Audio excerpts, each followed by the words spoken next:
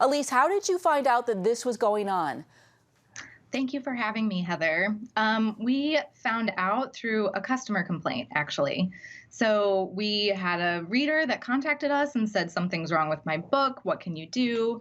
So we had them send the copy to us to inspect it. And we went back and forth and checked and turned out that it was in fact counterfeit. So we found out where she purchased it from and were able to trace it through to a number of counterfeit third-party sellers on Amazon. Wow. And talk about how does this affect an author and a publisher when something like this happens, both just financially and in other ways? Well, I mean, financially, it's for Tish specifically, it's 15,000 copies. So that's a large amount in terms of royalties and a large amount for us in terms of lost sales. I think for us, there was a good bit of manpower that was put into uncovering and then reporting all of these issues that we were having, which we're very grateful Amazon acted on it quickly.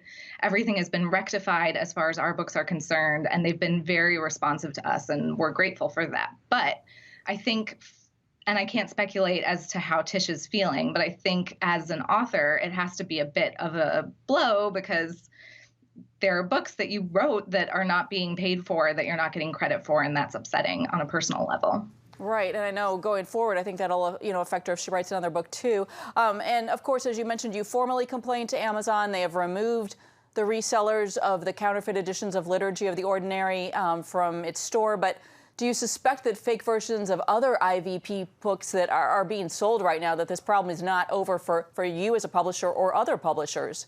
No, actually, as far as our books are concerned, everything has been rectified. So we were able to report Tish's book and one other that was reported, and Amazon acted very quickly, took all of the sellers down. We don't have any suspicious activity on our books at this point.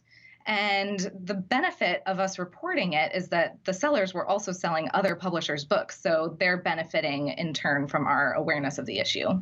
Okay. Going forward, how can book buyers, people who love books, determine whether they're actually buying a real book or a fake book? That's a great question. I think as far as the counterfeit copies are concerned, there are a number of ways to tell that it's perhaps counterfeit, but they're not conclusive. Things like weird looking color on the cover, misprints inside the book itself. Any of that stuff is maybe suspicious. But in order to determine that you're actually buying a legitimate copy, you can purchase through Amazon directly. So it would say ships by and sold by Amazon and not necessarily a third-party seller. I should also say that not all third-party sellers are problematic. Most of them are completely fine. You can also buy direct from a publisher. So we have direct-to-consumer efforts on our website that you can buy directly from us for all of our titles. And you can also shop at your local Christian bookstore. I think in this age, it's a good time to be shopping local and be supporting the local booksellers that are in your town. Mm. Well, that's a lot of good information. Elise Wisman with InterVarsity Press, thanks for your time. Thanks, Heather.